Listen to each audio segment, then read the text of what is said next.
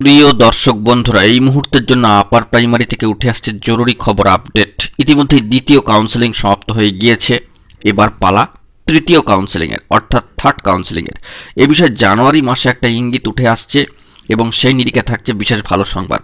Urgent ভিত্তিতে তাই এই ভিডিওটা কিন্তু ক্রিয়েট করতেই হচ্ছে। ভিডিওটিকে শেষ পর্যন্ত ওয়াচ করবেন, কোনোভাবে কিন্তু স্কিপ করবেন না। চ্যানেলটিকে এখনই সাবস্ক্রাইব করে নিয়ে সঙ্গে থাকবেন। চলুন কথাবার্তা না বাড়িয়ে মূল টপিকে ফোকাস করি।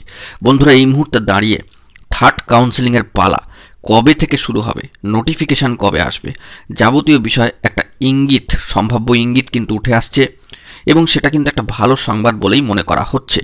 জানুয়ারি মাসে এ বিষয়ে কিন্তু সম্ভাব্য ইঙ্গিত থাকছে, কারণ 7 দিনের মতো একটা সময়সীমা বা গ্যাপ কিন্তু রয়েছে নতুন বছর পড়ার ক্ষেত্রে 23 তারিখের পরবর্তী সময় থেকে। এছাড়াও কয়েকটা ছুটি ছাটার প্রসঙ্গ তো থাকছেই। তো সব মিলিয়ে বলা যেতে পারে কয়েকটা দিন অতিক্রান্ত হলেই জানুয়ারি মাসে এই বিষয়ে কিন্তু একটা সম্ভাব্য ইঙ্গিত চলে আসতে পারে।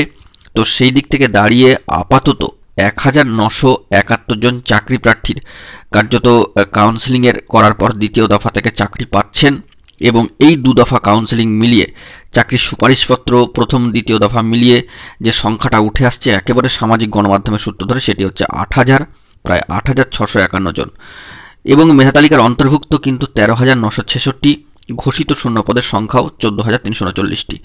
তো সেই দিক থেকে পশ্চিমবঙ্গ আপার প্রাইমারি চাকরি প্রার্থী মঞ্চ তথা সম্মানীয় সভাপতি সুশান্ত ঘোষ মহাশয়ের উদ্যোগ তো রয়েছে চাকরি প্রার্থীদের যে যত দ্রুত সম্ভব অনুপস্থিতি ও প্রত্যাখ্যান যে সমস্ত শূন্য পদগুলি রয়েছে সেখানে দ্রুত তৃতীয় কাউন্সেলিং শুরু করতে হবে, এই দাবি তারা জানাচ্ছেন।